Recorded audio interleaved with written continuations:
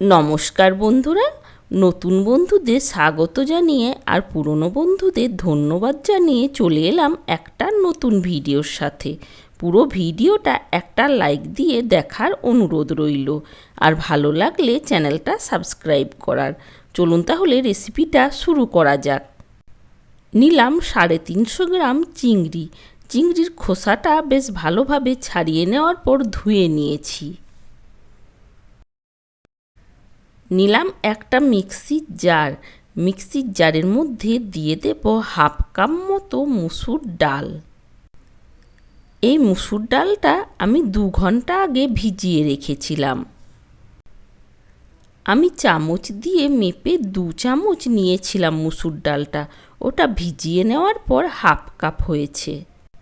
মুসুর ডালের পরিমাণটা একদম কম দিতে হবে। এবার মুসুর ডাল আর চিংড়ি একসাথে একটা পেস্ট বানিয়ে নেব। দেখুন পেস্টটা বানিয়ে নিয়েছি।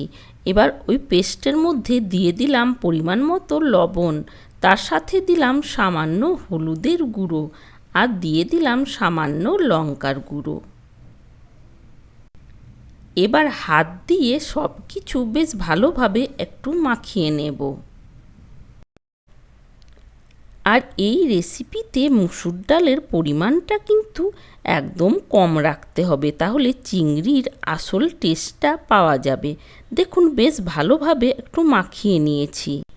এবার একটা প্যানের মধ্যে কিছুটা পরিমাণ জল ফুটিয়ে নিলাম, তারপর হাতে একটু তেল লাগিয়ে মুইঠার আকারে এইগুলো এই জলের মধ্যে দিয়ে দিচ্ছি। প্রত্যেকটা চিংড়ি মাছের মুইঠাই এই জলের মধ্যে দিয়ে ঢাকা দিয়ে আমি এটা 5 মিনিট মতো বেশ ভালোভাবে ফুটিয়ে নেব। ঢাকাটা খুলে বেশ ভালোভাবে একটু নাড়াচাড়া করে নিলাম। আবার কিছুক্ষণের জন্য ঢাকা দিয়ে এটা ফুটিয়ে নেব। দেখুন 5 মিনিট মতো বেশ ভালোভাবে ফুটিয়ে নিয়েছি। এবার এগুলো সব জল থেকে তুলে নেব। আমি এই চিংড়িগুলো মুইঠা শেপে বানিয়েছি। আপনারা চাইলে কিন্তু গোল গোল করে বলের আকারেও বানিয়ে নিতে পারেন। প্রত্যেকটাই জল থেকে তুলে নিলাম। এবার প্যানের মধ্যে দিয়ে দিলাম খুব সামান্য সর্ষের তেল।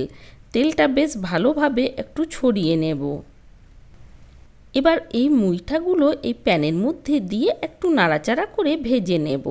আপনারা চাইলে এগুলো নাও ভাজতে পারেন, কিন্তু তেলের মধ্যে দিয়ে হালকা একটু আমি ভেজে তারপর নামিয়ে নেব। চিংড়ি মাছের এই রেসিপিটা শুধু ভাতের সাথে না, রুটি পরোটা সব কিছুর সাথেই কিন্তু বেশ ভালো লাগে। দেখুন এগুলো ভাজা হয়ে গেছে। এবার আমি নামিয়ে নেব। এর থেকে আর বেশি ভাজার দরকার নেই। এবার ওই প্যানের মধ্যেই দিয়ে দিলাম সামান্য সর্ষের তেল। অবশ্যই রান্নাতে আপনারা যে যেমন তেলের ব্যবহার করেন সেই অনুযায়ী তেলের পরিমাণটা বাড়িয়ে নেবেন। এবার দিয়ে দিলাম সামান্য কালো জিরে। ফোড়ন থেকে একটা মিষ্টি সেন্ট বের হলে এর মধ্যে দিয়ে দিলাম 1 পিস গ্রেট করে নেওয়া পেঁয়াজ। আমি এই রেসিপির মধ্যে পেঁয়াজটা গ্রেট করে ব্যবহার করেছি। আপনারা চাইলে কিন্তু পেঁয়াজের পেস্টও দিতে পারেন। দেখুন পেঁয়াজটা বেশ ভালোভাবে নাড়াচাড়া করে কষিয়ে নিয়েছি। এবার আমি এর মধ্যে দিয়ে দেব হাফ চামচ আদা আর রসুনের পেস্ট। এবার সামান্য জল দিয়ে বেশ ভালোভাবে একটু নাড়াচাড়া করে নেব। সামান্য জল দিয়ে নাড়াচাড়া করে নেওয়ার পর এর মধ্যে দিয়ে দিলাম পরিমাণ মতো হলুদ, তার সাথে দিয়ে দিলাম সামান্য লঙ্কার গুঁড়ো। ঝালটা যে যেমন খান সেই হিসাবে বাড়িয়ে কমিয়ে নেবেন। এবার আমি এর মধ্যে দিয়ে দিলাম সামান্য ধনে গুঁড়ো, তার সাথে দিলাম সামান্য জিরে গুঁড়ো, তার সাথে দিয়ে দিলাম সামান্য কসুরি মেথি আর দিয়ে দিলাম পরিমাণ মতো লবণ। এবার সব কিছু মশলা বেশ ভালোভাবে একটু নাড়াচাড়া করে কষিয়ে নেব। মশলাটা একটু সময় নিয়ে জল দিয়ে দিয়ে কষিয়ে নেব।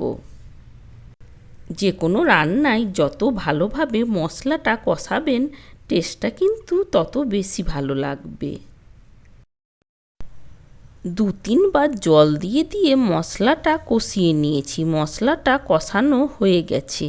এবার আমি এর মধ্যে দিয়ে দিলাম 6 পিস কাজু আর 3 চামচ মতো টক দই দিয়ে একটা পেস্ট বানিয়ে নিয়েছি। ওই পেস্টটা এর মধ্যে দিয়ে দিলাম।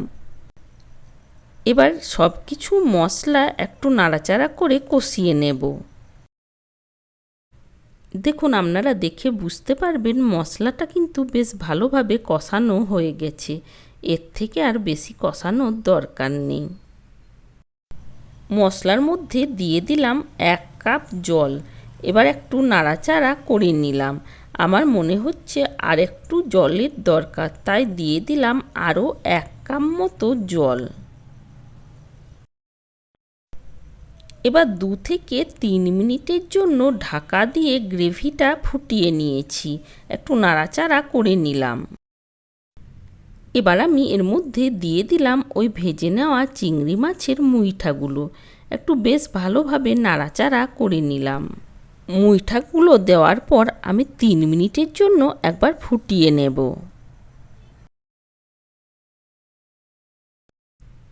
মাঝে একবার ঢাকাটা খুলে সব কিছু বেশ ভালোভাবে একটু নাড়াচাড়া করে নেওয়ার পর আবার 2 মিনিটের জন্য একবার ঢাকা দিয়ে দিলাম। দেখুন, তৈরি হয়ে গেছে। আপনারা চাইলে এর মধ্যে সামান্য গরম মশলা আর ঘি ব্যবহার করতে পারেন।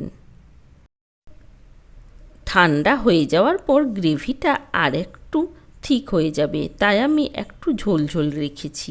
এবার একটা প্লেটের মধ্যে সার্ভ করে নিচ্ছি।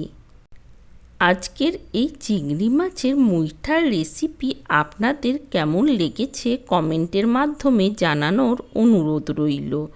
ভালো থাকবেন, সুস্থ থাকবেন। আবার দেখা হবে অন্য কোনো ভিডিওর সাথে। Thanks for watching.